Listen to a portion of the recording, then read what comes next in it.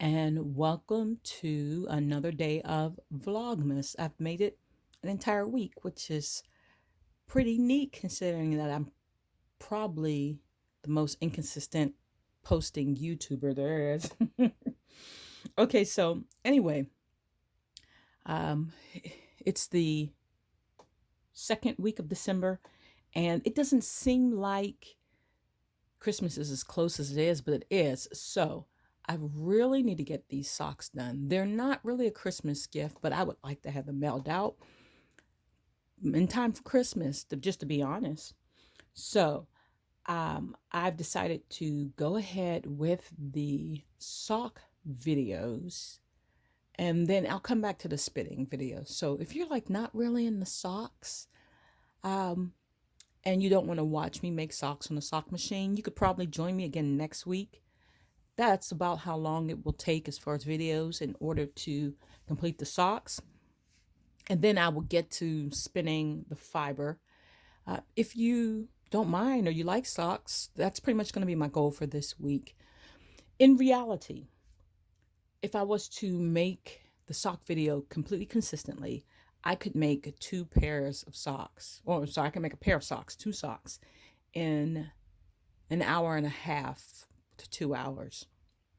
And probably a little bit less depending on, if I actually sat the machine that whole time. When I'm partial the videos up, because I don't know about you, I don't know if you really want to watch a whole hour long of a video, or if you really have that much time to spend for a whole hour of just watching me make socks. So I'm parceling the video up into maybe 20 minutes at the most. So it'll take about a week to completely watch the videos in order to finish the socks.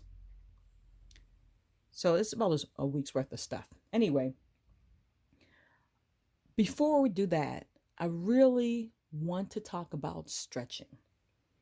As a person who suffers from tendonitis, which is basically because of repetitive stress syndrome, stretching is very, very important to me. And, I've been an athlete for pretty much most of my life. So stretching has always been really important to me. And even more so now because I would like to be able to keep spinning, knitting, and doing all those things as I age. And one of the best ways to prevent injuries, as any athlete knows, is warm up and stretching. One of the best ways to stave off these repetitive stress injuries of knitting and spinning and all those type of working with your hands, stretching is a very good idea. And a lot of times people neglect it. They just do. They neglect it. It's a simple thing you can do without a gym membership, without any other type of machinery, but a lot of people neglect it. So here I am. Stretching is so important to me that I'm actually thinking about making some live videos for my friends who are working at home and having them, get together for like a half an hour before or after their work and just doing a little stretching. It'll be good for us to see each other, and it would probably be good for them to do the stretching after all that sitting and typing. Okay, so anyway, I'm going to send you the link for the particular stretches I'm using. There's a couple different sites, and there was one I really liked, but I can't seem to find it. So I found a different one, and I'll just send you the link. I'm only going to do 2 or 3 of them. Okay, the first one is the extended arm stretch. Now, you're supposed to extend your arm with your palm facing up towards the ceiling. So here I am with my arm. With my free hand, I press down with my fingers to the floor, and I think you might be familiar with this one. Then I gently pull my fingers back towards my body. And you're supposed to hold the position from anywhere from 10 seconds to 30 seconds. Just stretching out those tendons. I feel like I should do one of those Richard Simmons. If you all grew up with the Richard Simmons in the 70s and 80s and watching those exercise videos, breathe in, breathe out, breathe in, breathe out. You know those kind of videos.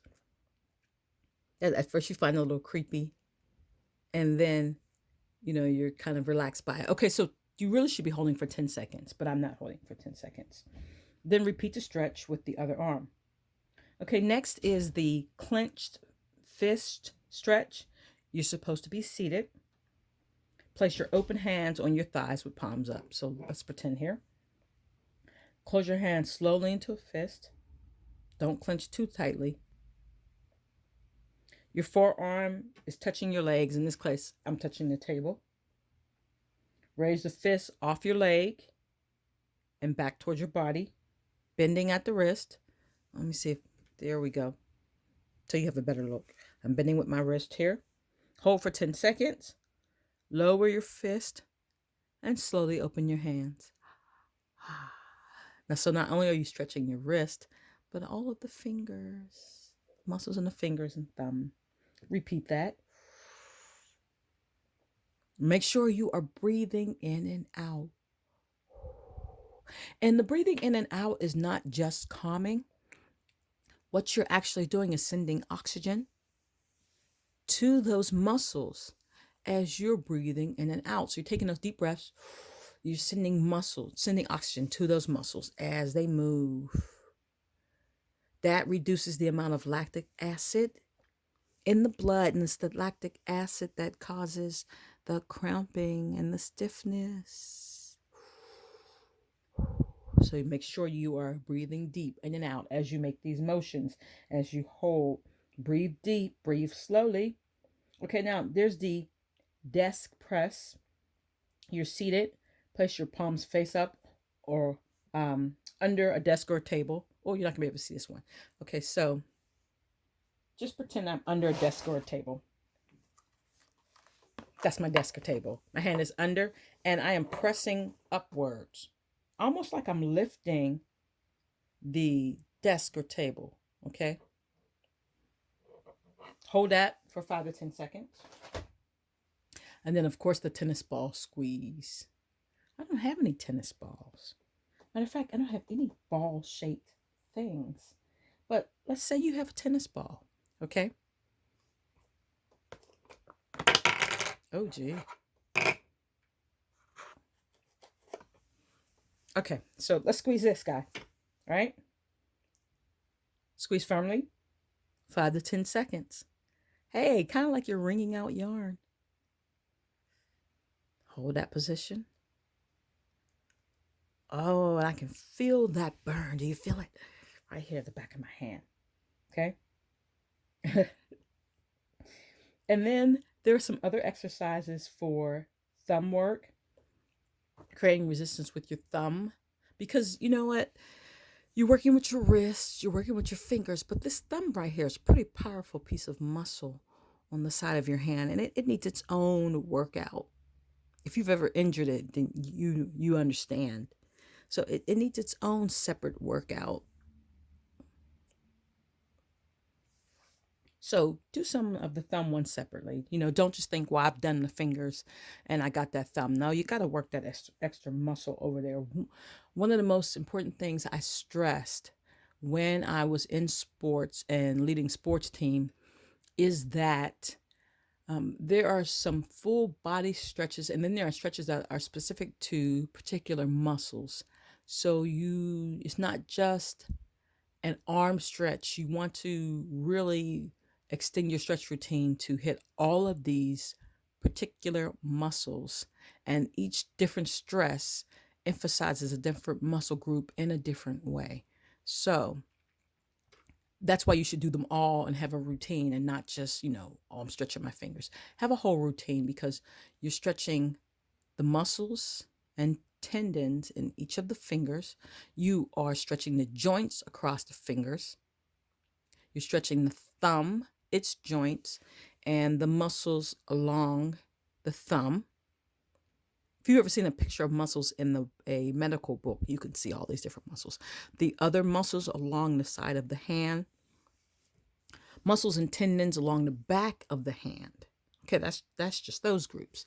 Then you've got the muscles, joints, and tendons along your wrist, and all of those muscles that travel. When you clench your fist, you can see the muscles that move across your forearm. You got those, okay? Also, there's the big muscles along the back of the forearm. And if you've had tendonitis, you know that you squeeze your thumb and the muscles can hurt all the way up here. And then you're also, as a spinner, a weaver, uh, hand cranking on the sockening machine or one of the other circular sock machines, you're using your elbow a lot as you crank, and you're using your shoulder. And depending on how you knit, you might be getting some good shoulder action in there too. So it's not just the hands and wrist. You really need to do something that's full motion that will, result in stretching from the shoulder down. And then let's not forget your neck, because you're sitting there with your neck down or your neck in a certain position as you're doing these activities. And you need to stretch that neck out as well. So after saying all that, I feel like I should have done like a full body video. I could probably do a whole 30-minute routine where I'm stretching all these different body parts and then stretching out, across the shoulder blades from all this, sitting. At any rate, that's your quick stretching lesson. Make sure you stretch before and after these knitting activities. Have like a little routine that goes like 5 minutes or so, and you can stretch it all out and it'll be better for you. It's better for your health. It's better for your blood pressure. It's just better for you. Okay, thank you, everybody. That's it for today. Tomorrow I will start on the sock knitting videos. Have a great day.